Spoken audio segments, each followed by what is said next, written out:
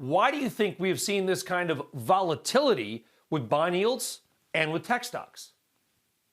Well, with bond yield, it's quite straightforward. I think the bond market is concerned about the significant debt that we are printing and will have to continue to print in order to support the fiscal spending that we're doing. And there is a concern that that fiscal spending could come at a time when the reopening occurs and cause demand-driven inflation.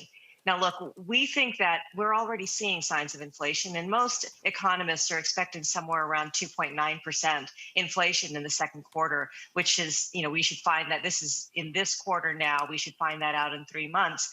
However, there are some economists who believe that could be as high as 3.5%.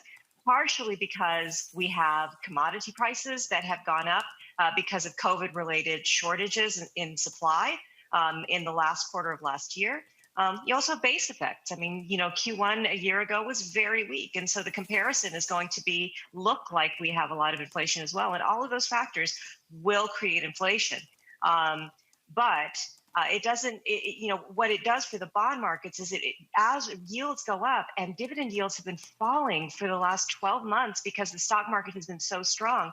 You compare that, and why would I sit around for 1.4% dividend yield when I can get 1.6% with much less volatility in the Treasury market? And I think that's the question that's happening with these NASDAQ stocks that are extremely overvalued, where dividend yields are even lower than that.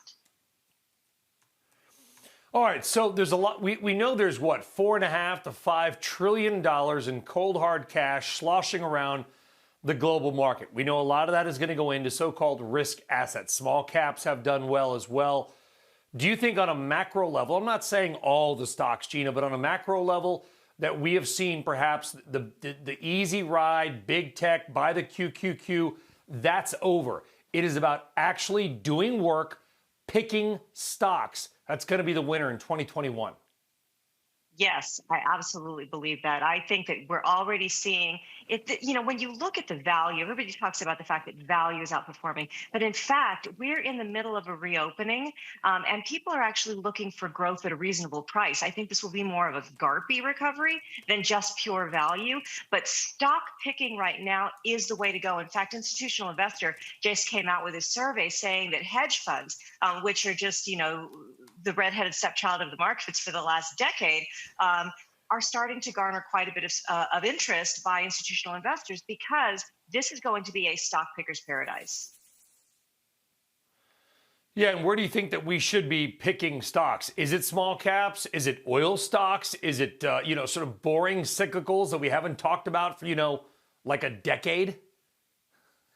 I think there's going to be something to some of those boring cyclicals, especially if they are valued well.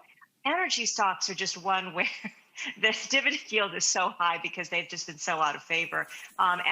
We could see oil prices going all the way into the 80s potentially, even though fair value is probably $63, $65.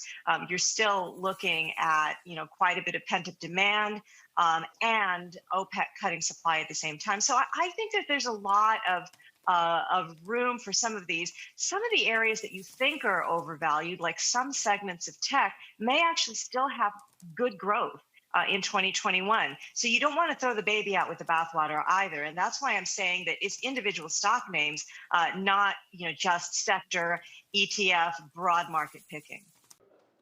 Shepard Smith here. Thanks for watching CNBC on YouTube.